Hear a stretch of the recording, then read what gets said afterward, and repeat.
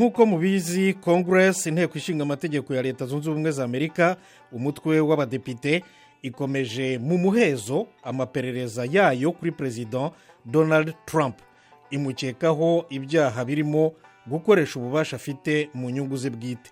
Iramutse ibimuhamije yamurega muri Sena akaburana, yatsindwa agahita ava ku butegetsi. Yaba abaye umukuru w'igihugu wa gatatu urezwe muri Sena. Abandi babiri ni Andrew Johnson na Bill Clinton.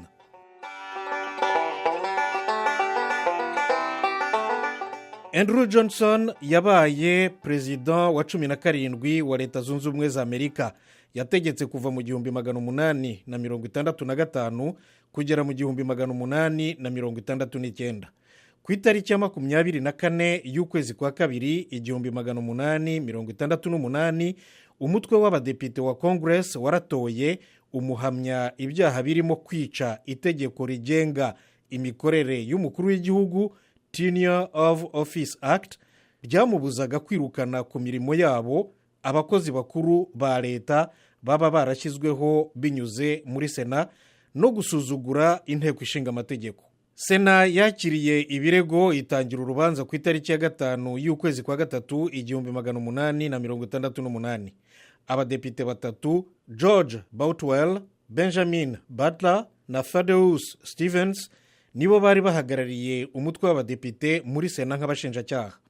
Naho ababuraniye President Johnson n'abanyamategeko William Evarts, Benjamin Curtis na Henry Stanbury.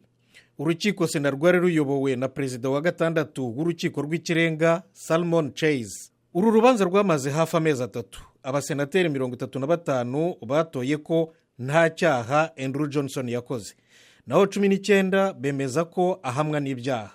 Hari hakenewe amajwi 2/3 by'abasenateri, ni ukuvuga 36 bamuhamya ibyaha kugira ngo ahita ava ku butegetsi. Nuko rero Perezida Andrew Johnson yarusimbutse habuze ijwi rimwe rukumbi gusa.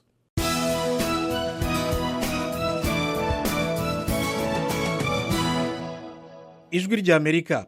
Perezida wa leta zunze ubumwe za Amerika wa kabiri warezwe n'umutwe w'abadepite muri Sena ni Bill Clinton, perezida wa 42 wategetse kuva mu 1993 kugera mu 2001.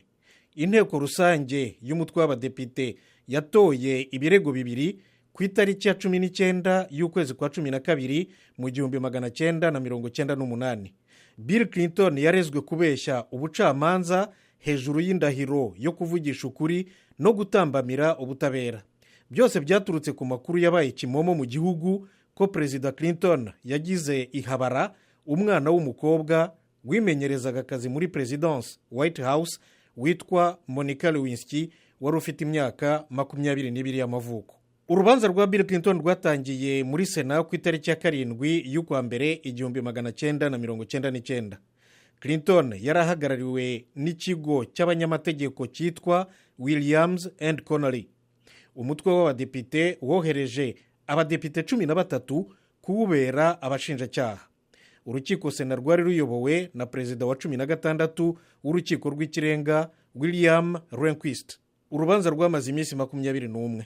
Ku kirego cya mbere abasenateri 55 batoye ko nta cyaha Bill Clinton yakoze, naho 45 bemeza ko kimuhama.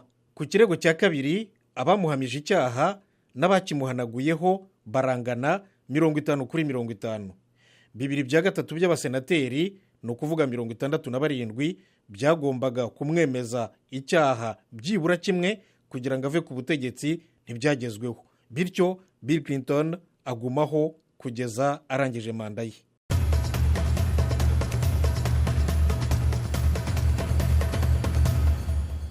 Radio Ijwi rya Amerika. Perezida Trump ni perezida wa 45 wa leta zunze ubumwe za Amerika. Mu bamubanjirije bose babiri, Andrew Johnson mu 1868 na Bill Clinton mu 1999, nk'uko rero tumaze kubibona nibo bonyine barezwe n'umutwe w'abadepite muri Sena. Baraburanye baratsinda baguma ku butegetsi. Naho uwa gatatu wari hafi cyane kuregwa Richard Nixon yeguye ku itariki ya 9 ukwezi kwa 8 1977 inteko ishinga amategeko ikimukoraho amaperereza itaragera rero ku rwego rwo gutora no kwemeza ibirego. Yamukekagaho ibyaha byo gutambamira ubutabera no gukoresha nabi ububasha bwe bw'umukuru w'igihugu. Nshuti zacu, ikiganiro Amerikana cy'uyu munsi nahagihumurije. Mbashimiye ko mwagiteze amatwi. Mugire umunsi mwiza. Mwari kumwe na Thomas Kamirindi. Murakarama.